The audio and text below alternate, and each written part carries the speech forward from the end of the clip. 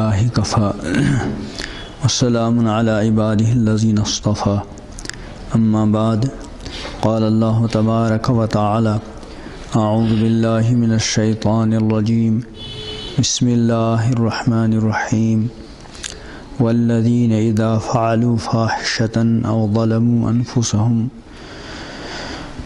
والذین اذا فعلوا فاحشة او ظلموا انفسهم ذکروا اللہ فاستغفروا لذنوبهم ومن يغفر الذنوب إلا الله ولم يصروا على ما فعلوا وهم يعلمون أولئك جزاؤهم مغفرة من ربهم وجنات تجري من تحتها الأنهار خالدين فيها ونعم أجر العاملين. وقال تعالى يا أيها الذين قل يا عبادي الذين أسرفوا على أنفسهم لا تقنطوا من رحمة الله إن الله يغفر الذنوب جميعا إنه هو الغفور الرحيم وأنيبوا إلى ربكم وأسلموا له من قبل أن يأتيكم العذاب ثم لا تنصرون واتبعوا أحسن ما أنزل إليكم من ربكم من قبل أن يأتيكم العذاب بغتة وأنتم لا تشعرون. صدق الله مولانا العظيم وصدق رسوله النبي الكريم ونحن على ذلك من الشاهدين والشاكرين والحمد لله رب العالمين. اللهم صل على سيدنا محمد وعلى آل سيدنا محمد وبارك وسلم. اللهم صل على سيدنا محمد وعلى آل سيدنا محمد وبارك وسلم. اللهم صل على سيدنا محمد وعلى آل سيدنا محمد وبارك وسلم. حضرات سامعین، بزرگوں اور دوستو، یہ مجلس توبہ ہے.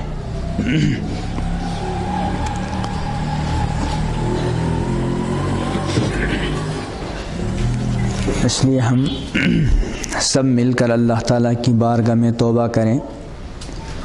توبہ کے لیے سب سے پہلی چیز ہے ندامت اور شرمندگی، اور اس کے بعد اللہ تعالیٰ سے معافی مانگنا اور اللہ تعالیٰ سے عہد کرنا کہ انشاءاللہ آئندہ گناہ نہیں کریں گے. ہم میں سے ہر ایک گنہگار ہے اور توبہ کے بغیر ہم میں سے کسی کو چارہ نہیں. امام الانبیاء حضرت محمد عربی صلی اللہ علیہ وسلم نے ارشاد فرمایا کہ تمام بنی آدم خطا کار ہیں اور بہترین خطا کار توبہ کرنے والا ہے. اس لیے ہم اس وقت کچھ توبہ کی کلمات بھی پڑھیں گے اور تھوڑی سی دین کی بات بھی کریں گے اور اللہ سے مانگیں گے بھی. کچھ کلمات میں کہلواؤں گا، آپ ان کو دہرائیں. نشہد ان لا الہ الا اللہ ونشہد ان محمدًا عبدہ ورسولہ. ہم گواہی دیتے ہیں کہ نہیں ہے کوئی معبود مگر اللہ.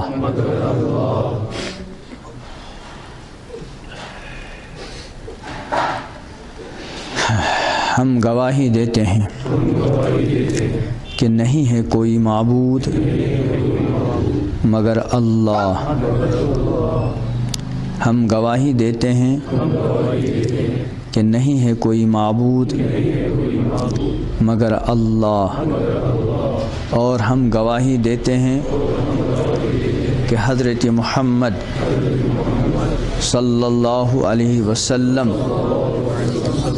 اللہ کے بندے اور اس کے رسول ہیں.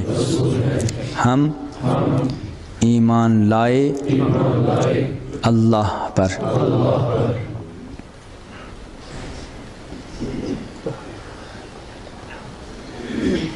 ہم ایمان لائے اللہ پر۔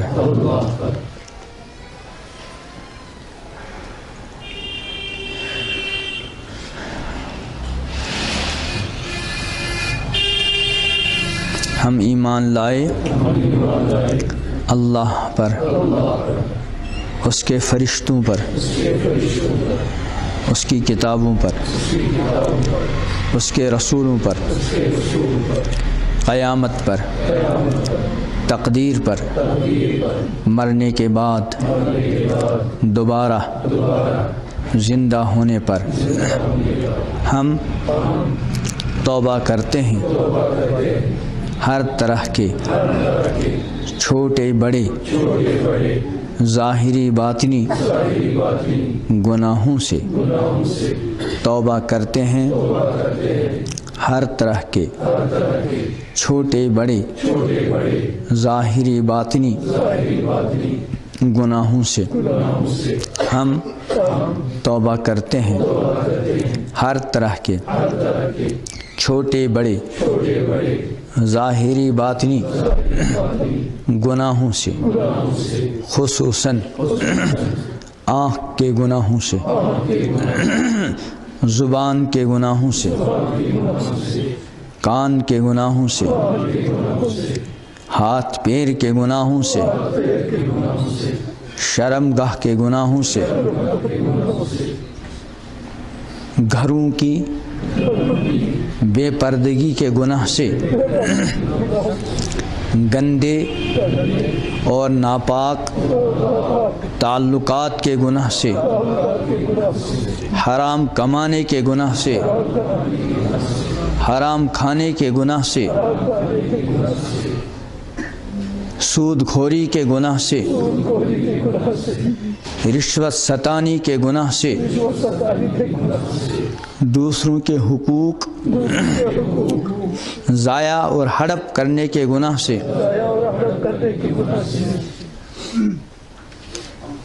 اور عہد کرتے ہیں کہ انشاءاللہ زندگی بھر نمازوں کی پابندی کریں گے، رمضان کے روزے رکھیں گے، مال ہوا زکوٰۃ دیں گے، گنجائش ہوئی حج کریں گے، قرآن کی تلاوت کرتے رہیں گے، اللہ کا ذکر کرتے رہیں گے، اللہ ہی سے مانگتے رہیں گے۔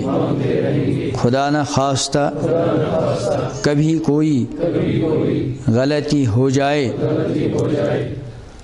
فوراً توبہ کریں گے۔ یہ عہد ہم اپنے بارے میں بھی کرتے ہیں اور اپنے گھر والوں کے بارے میں بھی کرتے ہیں۔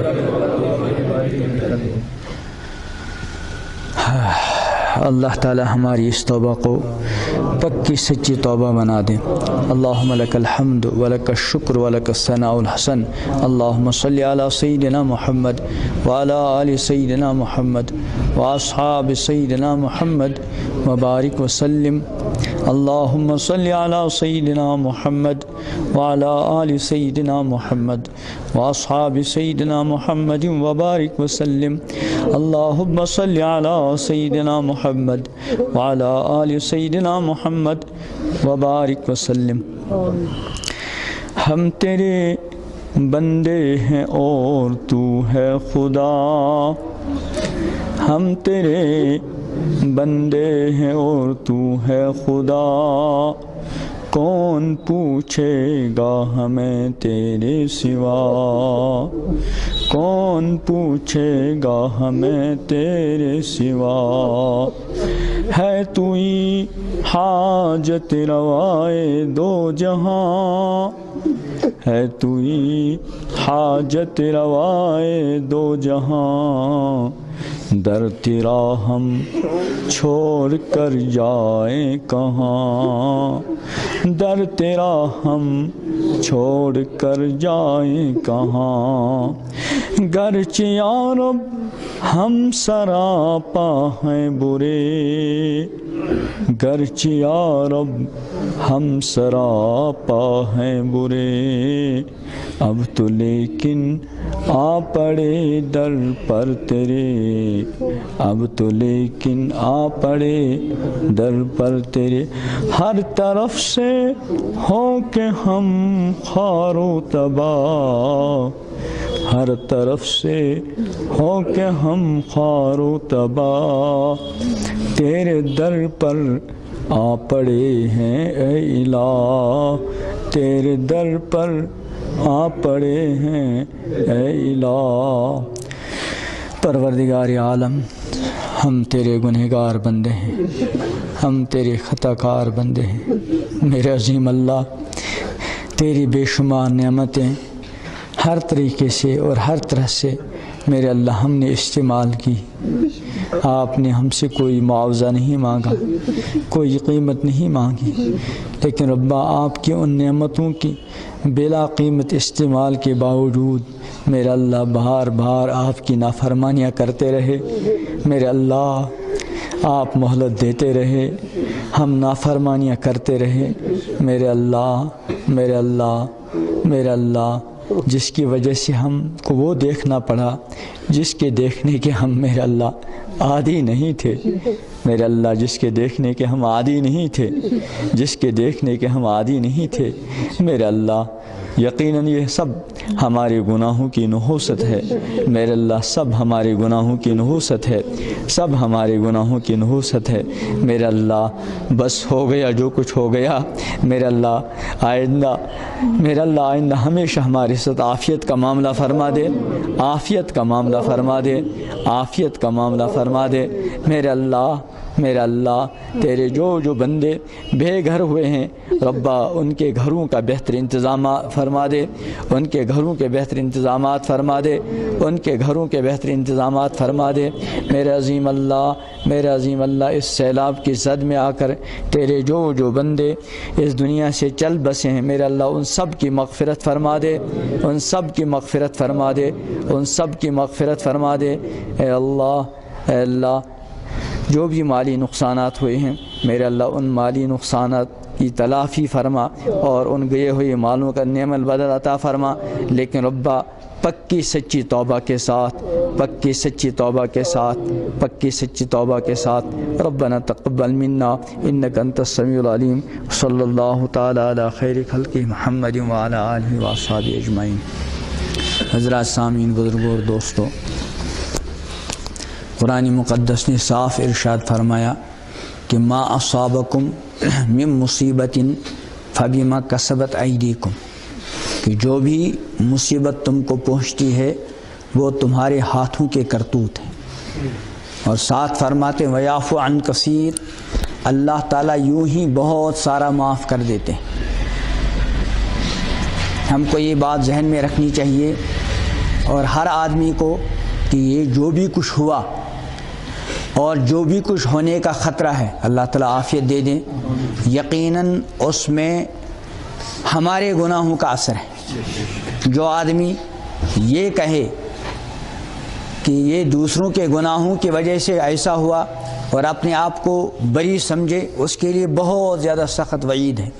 ایک حدیث میں امام الانبیاء حضرت محمد عربی صلی اللہ علیہ وسلم نے ارشاد فرمایا، جو یوں کہے لوگ ہلاک ہو گئے، اس عادت ہے یار لوگ تو بالکل تباہ ہو گئے، یعنی ان کو گنہگار سمجھ کر اور اپنے کو بری سمجھ رہا ہے، تو پیغمبر علیہ السلام نے ارشاد فرمایا سب سے زیادہ ہلاک ہونے والا یہی کہ جو عذاب کو اور مصیبت کو اور سزا اور اللہ کے پکڑ کو دوسروں کے گناہوں کی وجہ سے سمجھتا ہے اور اپنے آپ کو گناہوں سے کیا سمجھتا ہے؟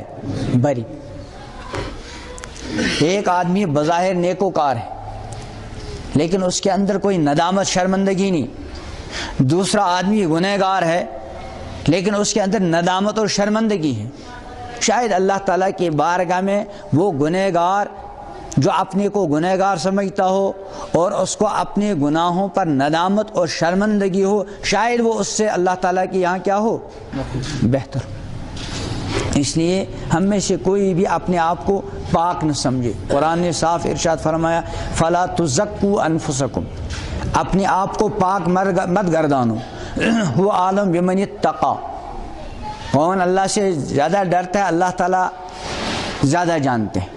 اس لیے ہم میں سے ہر ایک اپنے آپ کو گنہگار سمجھے، اور ہیں ہم یقیناً گنہگار، اور ہم میں سے کسی کے لیے توبہ کے بغیر چارہ نہیں۔ اللہ پاک نے اس دنیا میں ہم پر بہت بڑا فضل فرمایا ہے کہ اللہ تعالی نے ہم سب کے لیے توبہ کا دروازہ ہر وقت کھلا رکھا ہے، ہر کسی کے لیے۔ یہ جو میں نے آیتیں تلاوت کی، ایک آیت جس کو ہم اکثر و بیشتر پڑھتے رہتے ہیں اور بعض مرتبہ دھوکے میں آ جاتے ہیں، قُلْ يَا عِبَادِيَ الَّذِينَ أَسْرَفُوا عَلَىٰ أَنفُسِهِمْ، کہ اے پیغمبر صلی اللہ علیہ وسلم آپ کہہ دیجئے یا عبادی، اے میرے وہ بندو جنہوں نے اپنی جانوں پر ظلم کیا، کیا ان سے کہہ دیں کہ لا تقنطوا من رحمت اللہ، اللہ تعالیٰ کی رحمت سے مایوس اور نا امید نہ ہو جائے۔ ان اللہ یغفر الذنوب جميعا، اللہ سارے ہی گناہوں کو معاف کر دے گا۔ انہ هو الغفور الرحیم، یقیناً وہ بہت مغفرت فرمانے والا، بہت مہربان ہے۔ یہ قرآن پاک کی آیت ہے، لیکن اکثر و بیشتر یہی ایک آیت ہم کو یاد ہوتی یا یہ ایک آیت سنائی جاتی، اور آدمی بعض مرتبہ اس مغالطے میں پڑ جاتا ہے کہ اللہ کی طرف سے الیاذ باللہ گناہ کرنے کی چھوٹ ہے اور اللہ تعالیٰ کی طرف سے معاف کرنے کا کیا ہے، وعدہ ہے۔ لیکن اس آیت کا صحیح مفہوم اس وقت آدمی کے سمجھ میں آ جاتا ہے جب بندہ اگلی آیات کو بھی سنے اور اگلی آیات کو بھی سمجھے۔ اس آیت کا خلاصہ اور مطلب یہ ہے کہ ایک بندہ گنہگاری کی زندگی گزار چکا ہے، اب اس کو ندامت اور شرمندگی ہو گئی، اب وہ چاہتا ہے کہ میں اپنی اس مجرمانہ زندگی سے کیا آ جاؤں، باز آ جاؤں، لیکن اس کے سامنے اپنے وہ سالہ سال کے گناہ سامنے آ جاتے ہیں جس کی وجہ سے اس کو توبہ کرنے کی اور آگے بڑھنے کی ہمت نہیں ہوتی۔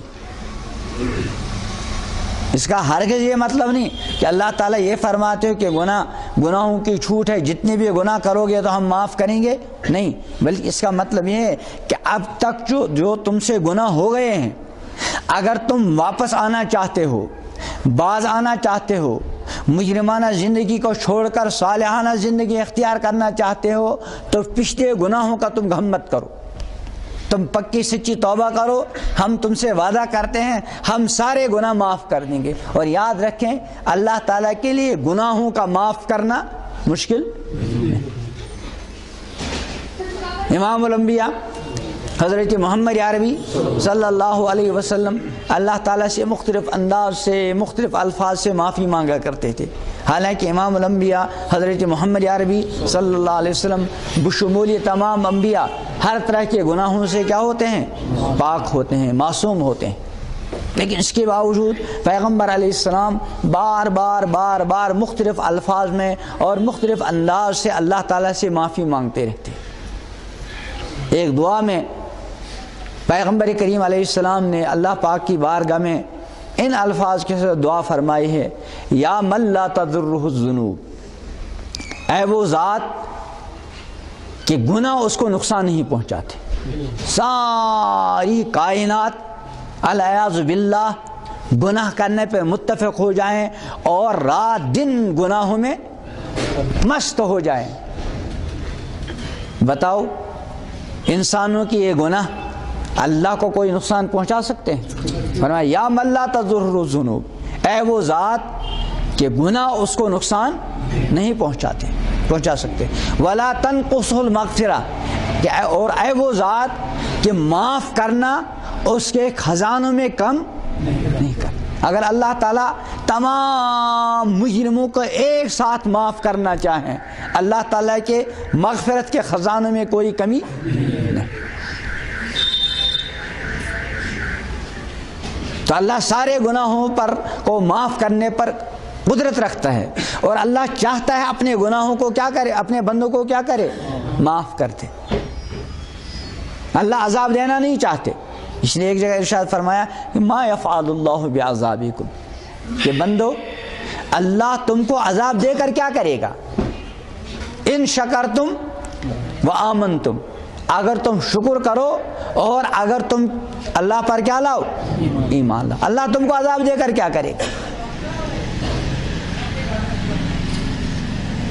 تو اس آیت کے اندر اللہ تعالی نے ہم کو یہ تسلی دی کہ اگر تم باز آنا چاہتے ہو تو یہ جو موجودہ گناہ چاہے کتنے بھی زیادہ ہوں وہ تم کو آگے بڑھنے سے مانے نہ بنے۔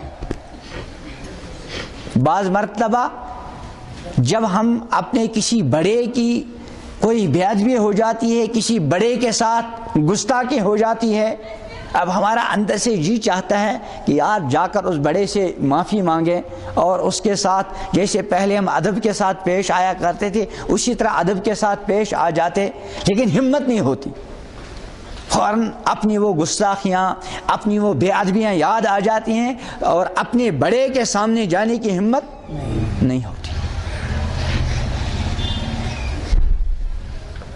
اب اگر واقعی وہ بڑا ہے اور اس کو یہ احساس ہے کہ یہ میرا چھوٹا، یہ میرا عزیز، یہ میری اولاد، یہ میرا شاگرد اپنے کیے ہوئے پر نادم ہے، شرمندہ ہے، یہ پھر میرے پاس آنا جانا رکھنا چاہتا ہے لیکن اس کی ہمت نہیں ہوتی، بڑے نے سمجھ لیا، اب بڑا کچھ ایسا انداز اختیار کرتا ہے اور تسلی آمیز الفاظ اس کو کہتا ہے تاکہ اس کو آگے بڑھنے کی اور معافی مانگنے کی کیا ہو، ہمت ہو۔ اللہ تعالیٰ تو سب سے بڑے ہیں، ہم روز کہتے ہیں نا اللہ اکبر، اللہ سب سے بڑے ہیں، اللہ کی بڑائی کی کوئی انتہا نہیں۔ اس نے اپنے بڑائی کا مظاہرہ فرما کر ہم کو تسلی دی۔ اس سے اگلی والی جو آیتیں ہیں، ایک تو اللہ پاک نے یہ خبر دی تسلی، اس آیت کا صرف خلاصہ کیا ہے، بندوں کو تسلی دینا کہ گھبراؤ نہیں، اگر تم باز آنا چاہتے ہو یہ موجودہ گناہ باز آنے میں تمہارے لیے رکاوٹ نہ بنے، لیکن اصل جو ہمارے کرنے کا کام ہے وہ اگلی آیات میں فرمایا وَأَنِيبُوا إِلَىٰ رَبِّكُمْ، واپس آ جاؤ، لوٹ جاؤ اپنے رب کی طرف۔ بندہ جب گناہ کرتا ہے تو ان گناہوں کی وجہ سے بندہ اپنے رب سے کیا ہوتا ہے، دور ہوتا ہے۔ اب اگر وہ گناہوں کا عادی ہے اور گناہوں پہ گناہ کرتا جاتا ہے تو وہ اس دوری کو محسوس نہیں کرتا، لیکن اگر اس کو گناہوں کی عادت نہیں، اتفاقاً اس سے گناہ سرزد ہو گیا اور گناہ کا اثر ہے دوری جتنی بھی ہو، اور اس کو گناہ کرنے کی عادت تھی نہیں، بندہ بشرہ گناہ ہو گیا، تو اب وہ فوراً اپنی اس دوری کو کیا کرتا ہے، محسوس کرتا ہے۔ جیسے بندہ اللہ کے قرب کو، اللہ ہمارے قریب ہے کہ نہیں ہے، قرآن پاک نے صاف ارشاد فرمایا وَلَقَدْ وَنَحْنُ أَقْرَبُ إِلَيْهِ مِنْ حَبْلِ الْوَرِيدِ، کہ اللہ تعالیٰ وَنَحْنُ أَقْرَبُ إِلَيْهِ، ہم تمہاری شہرک سے بھی زیادہ کیا ہیں، قریب ہیں۔ ایک آیت میں ارشاد فرمایا وَإِذَا سَأَلَكَ عِبَادِي عَنِّي، کہ اے پیغمبر صلی اللہ علیہ وسلم جب آپ سے میرے بندے میرے بارے میں پوچھیں، کیا پوچھیں کہ کیا میں ان کے قریب ہوں یا دور ہوں، وَإِذَا سَأَلَكَ عِبَادِي عَنِّي، کہ جب آپ سے میرے بندے میرے بارے میں پوچھے، کیا پوچھیں کہ میں قریب ہوں یا دور ہوں، تو کیا کہنا چاہیے تھا، فَقُلْ إِنِّي قریب، آپ کہہ دیجئے، لیکن اللہ پاک نے یہاں آپ کہہ دیجئے یہ نہیں فرمایا، بلکہ خود بندوں کو مخاطب بنا کر کیا فرمایا، فَإِنِّي قریب، سو میں کیا ہوں، قریب، تو اللہ تعالیٰ قریب ہے۔ اب اگر بندے کے دل کے اندر صفائی ہے، گناہوں کی نجاست سے اس کا دل کیا ہے، پاک ہے، صاف ہے، تو وہ اس اللہ کے قرب کو کیا کرتا ہے، محسوس کرتا ہے۔ جب جو قرب کو محسوس کرے گا وہ دوری کو بھی محسوس کرے گا۔ جو قرب کو محسوس کرے گا وہ دوری کو بھی محسوس کرے گا، اور جو قرب کو محسوس نہیں کرتا وہ دوری کو بھی محسوس نہیں کرتا۔ اس لیے اللہ تعالیٰ کے جو مقرب بندے ہوتے ہیں، جب ان سے گناہ سرزد ہو جاتا ہے تو اس قرب کے اندر جو فرق آ جاتا ہے اور اس گناہ کی وجہ سے جو دوری ہوتی ہے، وہ اس دوری کو فوراً کیا کرتے ہیں؟ محسوس کرتے ہیں، اور ان سے وہ دوری برداشت نہیں ہوتی۔ تو گناہ کر کے بندہ کیا ہو جاتا ہے؟ اللہ تعالیٰ سے دور ہو جاتا ہے۔ اس لیے اللہ کیا فرماتے ہیں؟ انیبو۔ جب جیسے کوئی بیٹا اپنے ماں باپ سے دور چلا جائے اور بھاگنا چاہتا ہے، ماں باپ اس کو کیا کہتے ہیں؟ بھائی کہاں جا رہے ہو؟ ارے کہاں جا رہے ہو؟ واپس آ جاؤ، واپس آ جاؤ۔ تو اللہ تعالیٰ بھی اپنے بندوں کو تسلی دینے، بھائی جو کچھ ہو گیا ہو گیا، گھبراؤ مت، ہم معاف کرنے والے ہیں، دور مت ہو جاؤ۔ کہاں دور ہوتے جا رہے ہو؟ انیبو، واپس آ جاؤ، لوٹ آؤ۔ اور کس کی طرف لوٹ آؤ؟ الی ربکم، کسی اور کی طرف نہیں بلکہ اپنے رب کی طرف۔ ایسا رب جو تمہاری ربوبیت ہمیشہ ہی کرتا رہا۔ ہم اپنے ماؤں کے پیٹ میں تھے، اللہ تعالیٰ ہماری ربوبیت فرماتے رہے نہیں فرماتے رہے؟ بندہ بچہ چھوٹا سا ماں کے رحم میں ہوتا ہے، ماں باپ کا اس میں کوئی عمل دخل نہیں، اندر ہی اندر کا نظام اللہ تعالیٰ خود بناتے ہیں، اور اس معصوم سے بچے کی جو 3 اندھیریوں کے اندر تھا اس کی ضروریات کو وہاں پورا کرتے رہے۔ اور جو ہی بندہ باہر آنے لگا، باہر آنے سے پہلے ہی اللہ پاک نے اس بندے کے لیے کھانے پینے کا ایسا انتظام کر لیا کہ دنیا کی ساری طاقتیں مل کر اس معصوم بچے کے لیے ایسا انتظام نہیں کر سکتی تھی۔ یہ اللہ تعالیٰ کی ربوبیت کا اثر ہے۔ وہ ماں جس کے اب بچہ پیدا ہوا یا بالکل ہونے والا ہے، اس کی عمر مثلاً 30 سال ہے، وہ مسلسل 1-2 سال کو چھوڑ کر رضاعت کا زمانہ، دودھ پینے کا زمانہ، اس کے بعد سے وہ مسلسل 25 یا 28 سال تک کھانا کھاتی آ رہی ہے۔ جو بھی کچھ کھانا ہو، پھل فروٹ ہوں، سبزیاں ہوں، مٹھائیاں ہوں، جو بھی کچھ کھانے پینے کی چیزیں ہیں، وہ مسلسل 25-30 سال سے کھاتی جا رہی تھی۔ کبھی اس کی چھاتی میں دودھ نہیں آیا، لیکن جو ہی اس کے رحم میں بچہ تیار ہو گیا، اب اس معصوم سے بچے کو دنیا میں آنا تھا، فوراً اللہ تعالیٰ کی قدرت کا جو نظام اب تک کار فرما تھا، اور جو یہ غذائیں کھاتی تھی ماں، اس کی 2 ہی چیزیں بنتی تھی، یا تو خون بنتا تھا اور یا پھر فضلہ۔ فضلہ وہ روز اپنے وقت پر باہر آ جاتا تھا، اور جو خون وہ اس کے جسم کے لیے بقا کا ذریعہ بنتا تھا، اور اندر ہی اندر ہر عضو کے اندر بقدر ضرورت خون منتقل ہو جاتا تھا۔ اس 25-30 سالہ عرصے میں ان 2 چیزوں کے علاوہ کوئی تیسری چیز دودھ وغیرہ کی نہیں بنی، لیکن اچانک اللہ تعالیٰ کی قدرت سے فوراً ماں کی چھاتی میں کیا آنا شروع ہو گیا؟ دودھ۔ اور ایسے کنٹرول میں ہے کہ ماں کی چھاتیاں دودھ سے بھری ہوئی،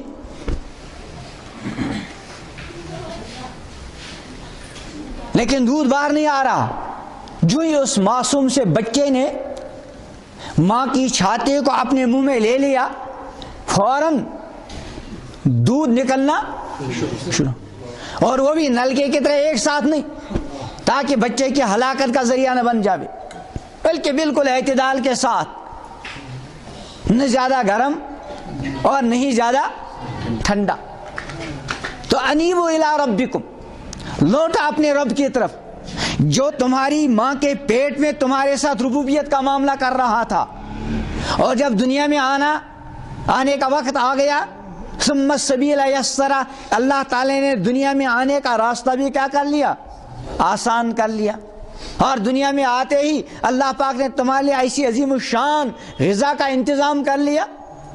اندر بھی ہوئی ماں کا خون ہی اس کی غذا بن رہا تھا، لیکن اندر جو وہ بچہ اس خون کو استعمال کر رہا تھا اللہ کے سوا کوئی دیکھتا نہیں تھا کہ بچہ خون پی رہا کیا. اللہ تعالیٰ نے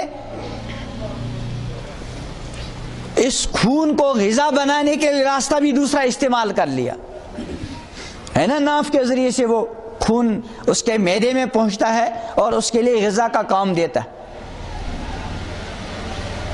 اور جو ہی دنیا میں آنے کا موقع آ گیا اب اللہ پاک نے اس خون کو آرڈر دے دیا کہ وہ کس کی شکل اختیار کرے؟ دودھ کی. اور باہر نکلنے کے لیے دوسرا راستہ اختیار کرے. اور اب جو وہ خون ماں کی چھاتیوں سے آیا تو وہ خون کی شکل میں نہیں بلکہ کس کی شکل میں؟ دودھ کی شکل میں. یہ اللہ کی ربوبیت. پھر اس بچے کی ماں کے دل میں اللہ پاک نے ایسی شفقت ڈالی، ایسی محبت ڈالی کہ بغیر اس محبت کے اس بچے کی پرورش ممکن نہیں تھی. سردیوں کی رات بچے نے ماں کے بستر پر گندگی کی، پیشاب کیا اور رونا شروع کر لیا. اب ماں بے چین ہو گئی، فوراً اپنے بچے کو نہلایا دھلایا. جس جگہ بچہ سویا تھا وہ جگہ ناپاک بھی ہو گئی تھی اور گیلی بھی. اب ماں کا دل گوارا نہیں کرتا کہ اپنے اس معصوم بچے کو اس گیلی جگہ سلائے. ایک ہی بستر ہے، غریب ماں ہے. ماں جانتی ہے کہ ابھی لمبی رات ہے، بچہ جو ہے ایک آدھ مرتبہ اور اپنا جو ہے بسترے کو دوبارہ گندا کر سکتا ہے، لیکن پھر بھی ماں گیلی جگہ خود سوتی ہے اور سوکھی جگہ کس کو سلاتی ہے؟ بچے کو سلاتی. پھر یہ بچہ معصوم سا، اس کو بولنا نہیں آتا، حالانکہ ضروریات اس کے ساتھ لگی ہوئی جیسے ہمارے ساتھ ضروریات لگی ہوئی، کھانے کی ضرورت، پینے کی ضرورت وغیرہ وغیرہ.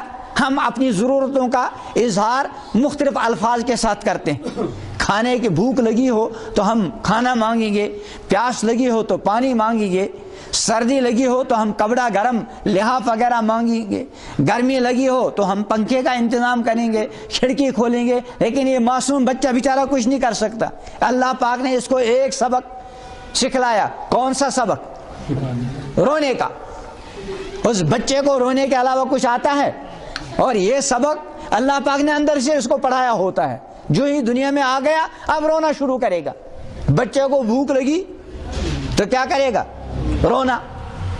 پیاس لگی تو رونا، گرمی لگی تو رونا، سردی لگی تو رونا، بیمار ہوا تو رونا.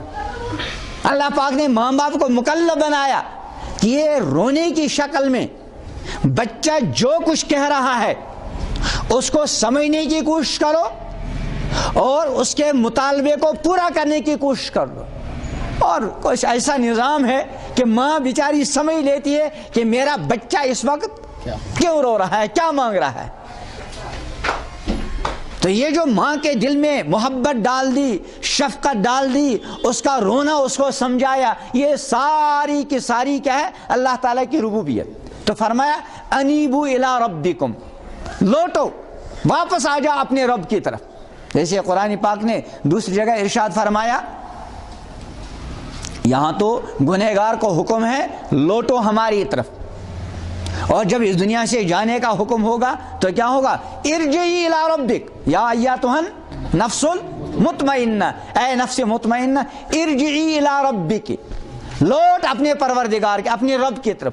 وہاں بھی رب کا لفظ استعمال کیا گیا تاکہ اس جانے والے کو تسلی ہو کہ میں کسی غیر کی طرف نہیں جا رہا ہوں، اس رب کی طرف جا رہا ہوں جس نے میری ضرورتوں کا اس وقت بھی خیال رکھا جب میں ماں کے پیٹ میں تھا، میری ضرورتوں کا اس وقت بھی خیال رکھا جب میں کچھ کر ہی نہیں سکتا تھا. اسی رب کی طرف جانا ہے. انیبو الی ربکم، واپس لوٹو، قریب ہو جاؤ اپنے رب کی طرف. اور اللہ فرماتے ہیں انیبو الی ربکم واسلموا لہ، کہاں نافرمانی کی زندگی اختیار کر کے بد نگاہی، بد زبانی، غلط کاری، بے حیائی اور نہ معلوم کون کون سے جرائم کر کے اپنے رب سے دور ہوتے جا رہے ہو۔ انیبوا الی ربکم، واپس آ جاؤ اپنے رب کی طرف، واسلموا لہ، اور اس کی اطاعت اور فرمانبرداری والی زندگی اختیار کرو۔ آگے کیا فرماتے ہیں؟ من قبل، ارے بندو جلدی کرو۔ جیسے ماں باپ اپنے بچے، ارے بیٹا جلدی آؤ واپس، کہاں دور ہو، کہاں جا رہے ہو، آگے خطرہ ہے، جلدی واپس آ جاؤ۔ اللہ بھی کیا فرماتے ہیں اپنے بندوں کو؟ من قبل، جلدی جلدی کرو، ان یاتیکم العذاب، بھائی اس سے پہلے کہ عذاب آ جاوے، ثم لا تنصرون، پھر تمہاری مدد نہ کی جائے۔ جب اللہ کا عذاب آ جاتا ہے، اللہ کی پکڑ آ جاتی ہے، تو پھر کوئی بچا نہیں سکتا۔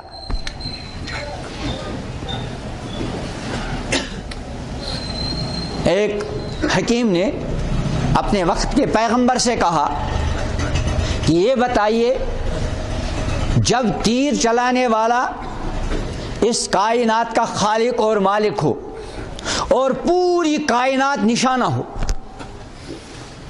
بتائیے کہ بچنے کی صورت کیا ہوگی؟ وقت کے حکیم نے وقت کے پیغمبر سے کیا کہا کہ اگر رب کائنات تیر چلا رہے ہوں اور پوری کائنات نشانے پر ہر جگہ تیر برستے ہوں، بچاؤ کی صورت کیا ہے؟ وقت کے پیغمبر نے کیا کہا؟ بس تیر چلانے والے کے پہلو میں بیٹھ جاؤ، اس کے سوا کوئی بچنے کی صورت نہیں۔ اس نے پڑھتے ہیں نا ہم، لا ملجا ولا منجا ولا مأوا منک الا الیک، کہ آپ سے، آپ کی پکڑ سے، آپ کی گرفت سے بچنے کی کوئی صورت اور بچنے کا کوئی ٹھکانہ نہیں ہے آپ کی ذات کے سوا۔ اس لیے بندے کو اللہ کی پکڑ سے بچنے کی ایک ہی صورت ہے کہ اپنے رب کے قریب ہو جائے۔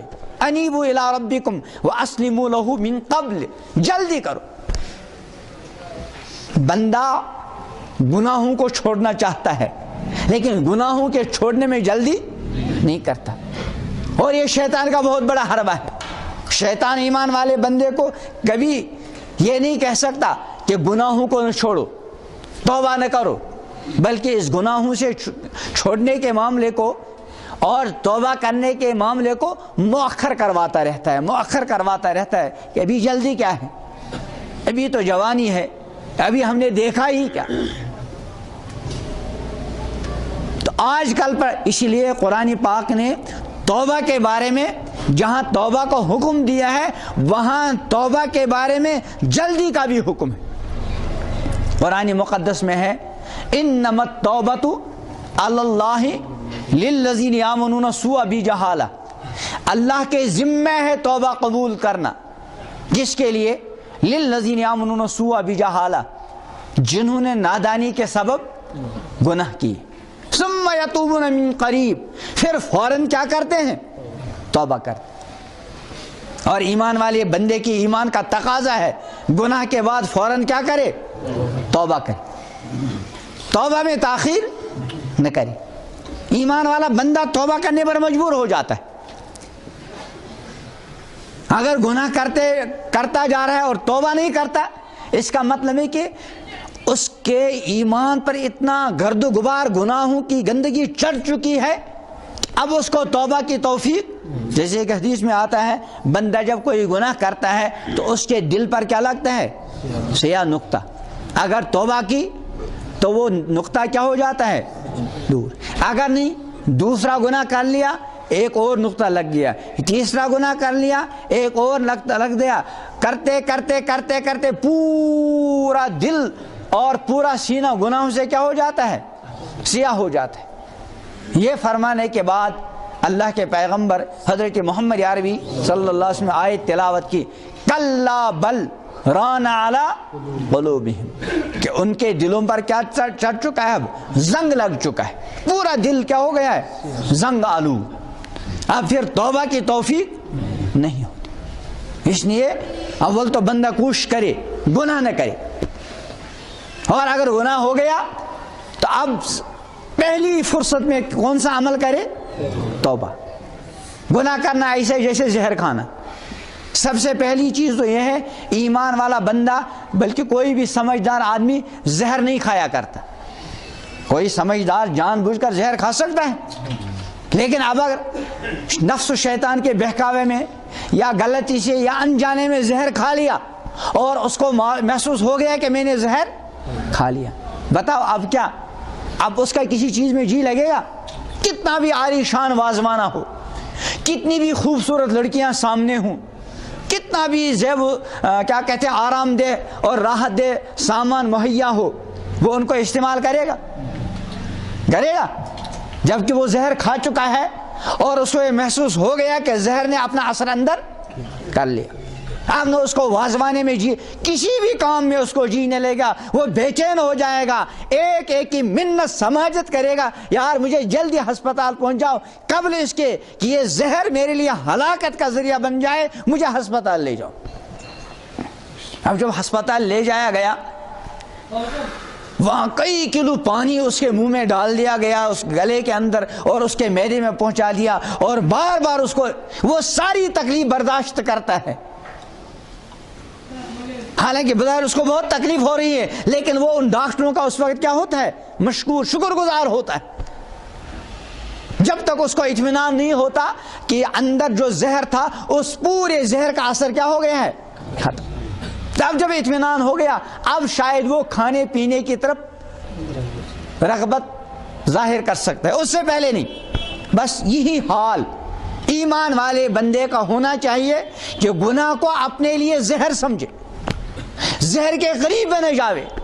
لیکن اگر نفس و شیطان کے بہکاوے میں آ کر گناہ کا زہر کھا لیا، چاہے آنکھوں کے راستے سے، چاہے زبان کے راستے سے، چاہے کان کے راستے سے، چاہے حرام کمائی کے راستے سے یا کسی بھی راستے سے، اب وہی کیفیت ہونی چاہیے جیسے زہر کھانے والے کی،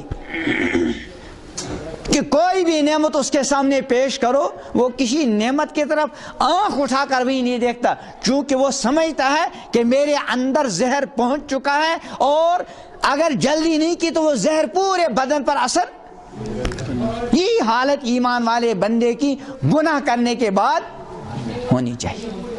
اس کا کھانا بھوک اٹھ جاوے. پر ایسے بندے ہیں کہ گناہ ہو گیا، نفس و شیطان کے بہکاوے میں آ گئے، جو ہی بستر پہ لیٹے نیند ختم، نیند ہی نہیں آ رہی، اندر ہی اندر اللہ کے سامنے رو رہے ہیں، گڑ گڑا رہے ہیں. میں ایک مرتبہ دارالعلوم دیوبند گیا، ہمارے یہاں ایک طالب علم تھے، پتہ نہیں اللہ بہتر جانتا ان سے کوئی غلطی کوتاہی ہو گئی، اتنے رو رہے تھے. ابھی وہ ایک جگہ ایک ضلع کے اندر اچھے مفتی ہیں، پھر مجھے ان کی اس حالت کو دیکھ کر اس کو تسلی دینے کے لیے حدیث سنانی پڑی کہ حدیث میں آتا ہے اگر سارے کے سارے بندے نیکوکار بن جائیں اور کوئی بھی گنہگار دنیا میں نہ رہے تو اللہ تعالیٰ ایک اور مخلوق پیدا کرے گا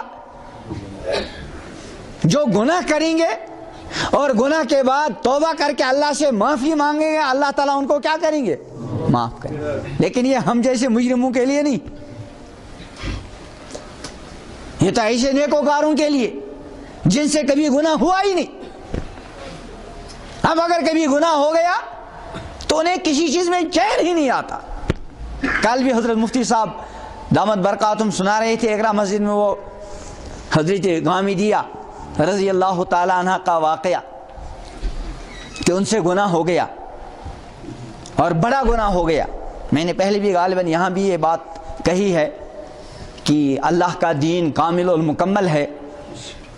اللہ پاک نے اپنے پیغمبر صلی اللہ علیہ وسلم پر جو دین نازل فرمایا، امام الانبیاء حضرت محمد عربی علیہ السلام نے اس دین کا عملی نمونہ اپنی امت کے سامنے پیش کر لیا. بہت ساری چیزیں ایسی ہیں جو پیغمبر سے نہیں ہو سکتی. گناہ اسے پیغمبر کیا ہوتے ہیں؟ پاک ہوتے ہیں. شریعت کے احکام میں سے ایک حکم حدود کا ہے. حدود ان گناہوں کو کہا جاتا ہے، ان سزاؤں کو کہا جاتا ہے جو اللہ پاک نے مخصوص گناہوں کے لیے متعین کی دنیاوی اعتبار سے۔ مثلا زنا ہے، اس زنا کے لیے شریعت نے حد مقرر کی ہے کہ اگر غیر شادی شدہ ہو تو اس کو کیا کریں، 100 کوڑے لگائیں، اور بند کمرے میں نہیں بلکہ کھلے میدان میں۔ اور قرآن نے فرمایا وَلْيَشْهَدْ عَذَابَهُمَا طَائِفَةٌ مِّنَ الْمُؤْمِنِينَ کہ ان زانیوں کے سزا دیتے وقت مسلمانوں کے ایک بہت بڑی جماعت کیا رہے، موجود رہے۔ اور فرمایا وَلَا تَأْخُذْكُمْ بِهِمَا رَأْفَةٌ ان کو سزا دینے میں شفقت اور نرمی آڑے نہ آنے پائے۔ اور اگر شادی شدہ سے خدا نخواستہ بدکاری کا گناہ سرزد ہو اور شرعاً ثابت ہو جائے تو اس کی سزا تو اور بھی زیادہ سنگین ہے کہ اس کو کیا کیا جائے گا، سنگسار۔ تو یہ حد زنا ہے۔ ایک حد سرقہ، چوری کی حد، کہ اگر چوری کسی مرد یا عورت سے ثابت ہو جائے مخصوص مقدار کی تو اس کی سزا کیا ہے، اس کا ہاتھ کاٹا جائے گا۔ شراب اب عام ہوتی جا رہی ہے۔ ایک صاحب ابھی آئے تھے